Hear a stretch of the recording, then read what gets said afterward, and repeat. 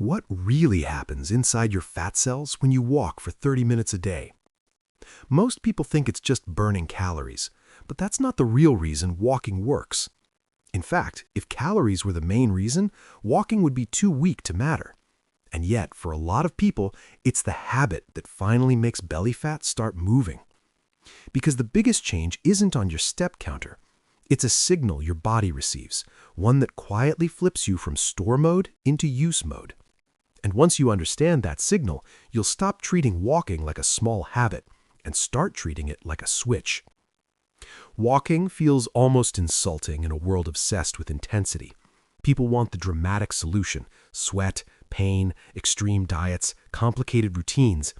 They want a plan that looks hard, because hard feels like it should work. So when someone says, "just walk," it sounds like a joke. But that reaction comes from one belief: that fat loss is a punishment system. Eat less, suffer more. And if the belly doesn't move, you blame your discipline. But your body doesn't behave like a punishment system. Your body behaves like a survival system. It's always asking one question in the background, like, are we safe enough to spend stored energy? That's the part nobody explains. Your body doesn't just release fat because you want it to. It releases fat when the signals say it's safe to do so. And belly fat, especially stubborn belly fat, is often where you see it first when the signals are wrong. Because belly fat isn't only about food. It's also about stress patterns, sleep patterns, sitting patterns, and blood sugar spikes that never get a chance to settle. Here's what that looks like in real life. You wake up tired. You rush. You sit for long stretches. Your brain is active, but your body is still. You use caffeine to push through. You get hungry in weird waves. You crave fast food, sweets, and snacks you didn't even plan. At night, you're exhausted, but your mind keeps running. You sleep light. Then you repeat. And then someone says, "just cut calories." But you already tried that. And the fight back feeling is not weakness. It's signals. Walking is one of the cleanest ways to change those signals without adding more stress. Because walking is movement your body doesn't interpret as danger. Not a sprint, not a punishment, not an emergency. Just steady, rhythmic motion. And steady motion does something powerful. It creates stability. Your body loves stability. Stability is what turns down cravings. Stability is what makes sleep deeper. Stability is what helps your body stop acting like it needs to store every little thing just in case. Now, here's the twist. When you walk 30 minutes a day, the fat cell story most people picture is wrong. They picture fat cells as bags of fat that shrink because you burned calories. But fat cells don't work like bags. Fat cells are more like storage lockers with a lock on the door. And the lock responds to signals. If your day is full of stress, poor sleep, constant snacking, and long sitting, the lock stays tight. If your day has regular movement, calmer rhythm, and smoother blood sugar, the lock loosens. And walking is one of the simplest ways to loosen it. So the real question is not, how many calories did I burn? The real question is, pause, powerful, quote-like, slower. What message did I send my body today? Confident, upbeat. Because your body responds to patterns, light, friendly. A single walk is nice, slight pause, excited, motivating. But a daily walk becomes a predictable signal, energized, rhythmic, inspiring. Every day your body learns steady, confident, quote-like. We move, we use fuel, we calm down, we recover. Excited, confident. And when your body learns that pattern, it becomes less protective, relatable, warm. That's why many people don't notice the first benefits in the mirror, upbeat, confident. They notice them in appetite, playful, friendly. They say things like, "I'm not thinking about food all day," warm, happy. "My cravings are quieter," warm, happy. "I don't need snacks the same way," warm, happy. "My belly feels less puffy," firm, excited. Those are not random. Emphasis, energetic. Those are signals changing. Pause, 0.6 seconds. Curious, energetic. Now, I know what you might be thinking. Quote-like, slightly skeptical. Okay, but I've walked before. Understanding, upbeat. Yes, and for a lot of people, walking didn't work because they treated it like a random activity instead of a strategy. Storytelling, energetic. They do it for 2 days, stop for a week, then do it again when they feel guilty. Warning, clear. Or they walk so hard it becomes stressful and spikes their appetite. Serious, clear. Or they walk at the worst time, when it doesn't help the biggest problem they have. Unstable appetite and sleep. Pause, 0.6 seconds. Excited, confident. So in this video, I'm going to show you what most people never connect. Emphasis, punchy. The reason walking changes fat loss isn't the walk, lower voice, suspense. It's the chain reaction the walk triggers after you're done, confident, structured. And it starts in 3 places: clear, upbeat. Your muscles, clear, upbeat. Your blood sugar pattern, clear, upbeat. Your nervous system, excited, reassuring. And once you understand those 3, you'll understand why walking is often the missing piece for stubborn belly fat. Empathetic, serious. Because belly fat is rarely stuck for one reason. Serious, vivid. It's usually stuck because your system is noisy, fast, rhythmic, energetic. Noisy hunger signals, noisy cravings, noisy stress, noisy sleep, confident, satisfying. Walking lowers the noise. Pause, 0.6 seconds. Inviting, excited. So let's go inside the body. Reassuring, friendly. Not in a confusing way. Excited, encouraging. In a way that makes you feel like you finally got the real explanation. Pause, 0.5 seconds.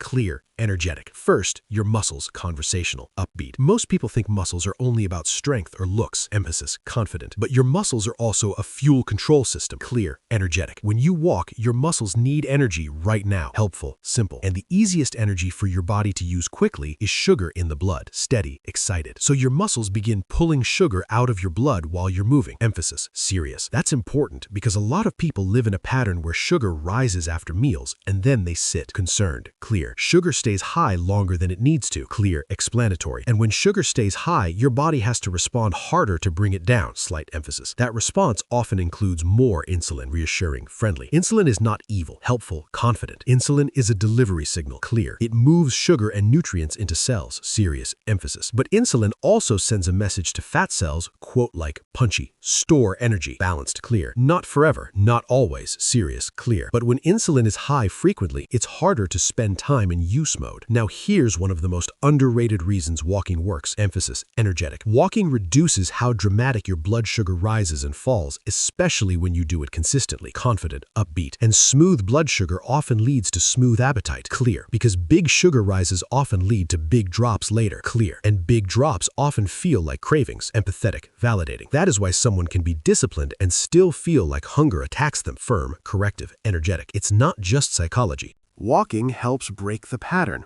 That's the first mechanism, muscles pulling fuel, smoothing sugar. Second, the nervous system. A lot of people don't realize how much their body is living in low-level tension. You might not feel stressed, but your body is stressed. Screens, deadlines, sitting, noise, poor sleep, caffeine. All of that can keep your system slightly activated. And when the system is activated, appetite becomes louder because your body is looking for quick comfort and quick energy. Walking is one of the most natural ways to tell the nervous system, we're okay. It's rhythmic, it's repetitive, it's forward motion. It's the opposite of being trapped in a chair with a racing mind. That calm shift often improves sleep quality. And sleep is not just rest. Sleep is appetite control. When sleep improves, cravings often reduce. When cravings reduce, evening eating reduces. When evening eating reduces, belly fat often becomes easier to move. This is why walking seems to work even when people don't change everything else, because walking influences the drivers that were sabotaging them. It helps appetite, it helps mood, it helps sleep. Third, consistency. Your body trusts patterns. A consistent daily walk builds a daily rhythm. And rhythm is powerful because rhythm creates predictability. When your body becomes predictable, it becomes less defensive. Less defensive often looks like fewer cravings, calmer appetite, steadier energy, better sleep, less bloating, and over time, easier fat loss. Now, one important point. Walking is not magic. If you walk and then constantly snack all day and sleep poorly, results will be slow. But walking is one of the few habits that can help fix the very things that cause those behaviors. It helps appetite, it helps mood, it helps sleep. So instead of using walking as punishment, you use it as an anchor, and that's where the real fat loss effect begins. Now, here's the part that people love to hear. There's a way to walk that makes this effect stronger, because not all walking sends the same signal. If you walk randomly, you get some benefit, but if you walk strategically, especially around meals, you amplify the blood sugar and appetite effect. And if you walk at the right intensity, steady, not exhausting, you amplify the calm signal. So, in the next section, I'll show you what's happening inside fat cells in simple terms, and why walking changes their behavior across the next several hours, not just during the walk. Then I'll give you an easy walking plan you can follow for 7 days without forcing your life to change. Your fat cells are like storage lockers, and the lock responds to signals. 2 signals matter most here: how often your blood sugar spikes and how safe your system feels. When sugar spikes frequently and your system feels stressed, your body behaves like it needs to store. When sugar becomes smoother and your system becomes calmer, your body becomes more willing to release. So what does walking do inside fat cells?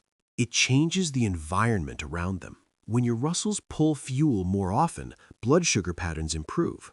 When blood sugar patterns improve, the need for large insulin responses often decreases. When insulin isn't constantly high, the body spends more time able to access stored energy. Again, this isn't an instant fat melting trick. It's an environment shift. And environment is everything. Because fat loss is not just a moment, it's a daily pattern. Now, the part most people don't understand is this: you don't have to walk hard for it to work. In fact, walking too hard can backfire for some people because it raises stress and increases appetite. The goal isn't to destroy your body. The goal is to send a clean signal. A clean signal looks like steady pace, consistent habit, predictable timing. That's why 30 minutes is a sweet spot. It's long enough to create a meaningful fuel demand, calm enough to calm the nervous system, long enough to support blood sugar control, but not so intense that it creates a recovery bill. So when someone says 30 minutes a day, it sounds basic, but inside the body, it's not basic. It's a reset. It's a daily message that says we use fuel, we stabilize, we move, we are not stuck. That's why walking changes shape over time. And that's why belly fat often responds. Now let's turn this into a plan. Because the biggest mistake people make is understanding the idea but not executing it in a way that creates a real pattern. In the next section, I'll give you a simple walking protocol you can start tomorrow that makes the signal stronger. When to walk, how fast to walk, what to avoid, and how to know it's working before the scale even changes. Here's the plan. And it's intentionally simple because simple is repeatable.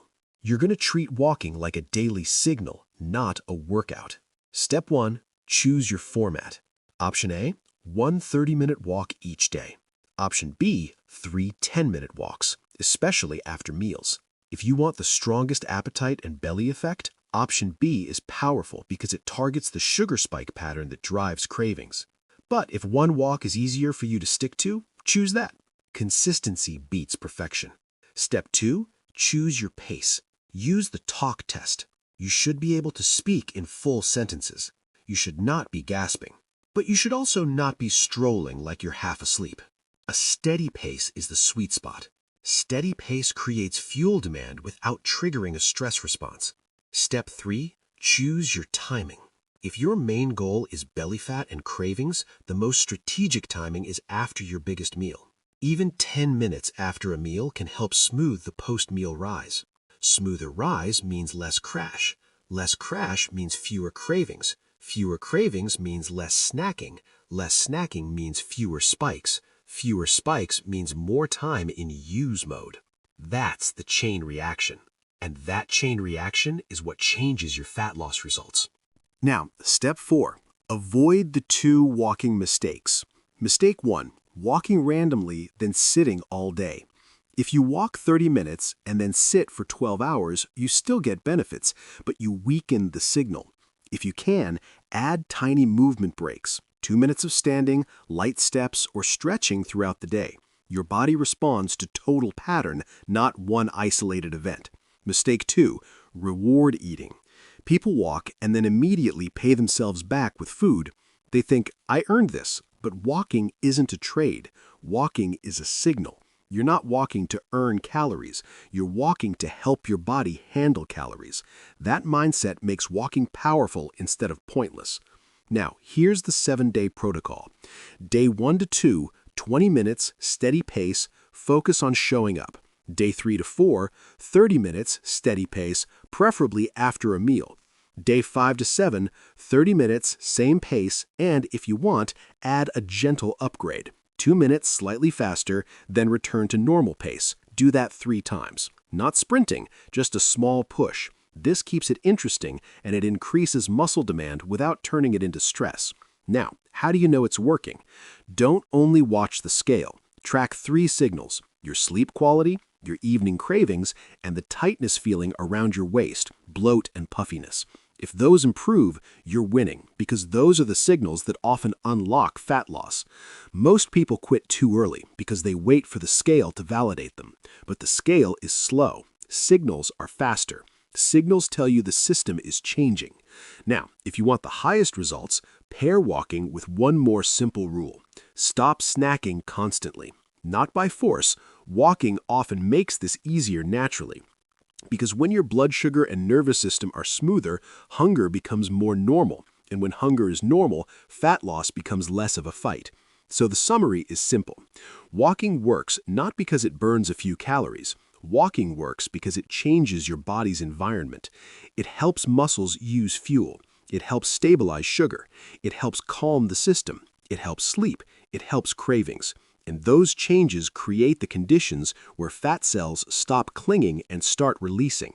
So if belly fat is stuck, don't start by punishing yourself harder. Start by sending a cleaner signal. Walk 30 minutes a day, steady pace, consistent timing for 7 days. Then observe what happens. Because what happens inside your fat cells isn't what most people think. It's not just burn, it's permission. And once your body starts giving itself permission to release, everything becomes easier. That's the real reason walking works.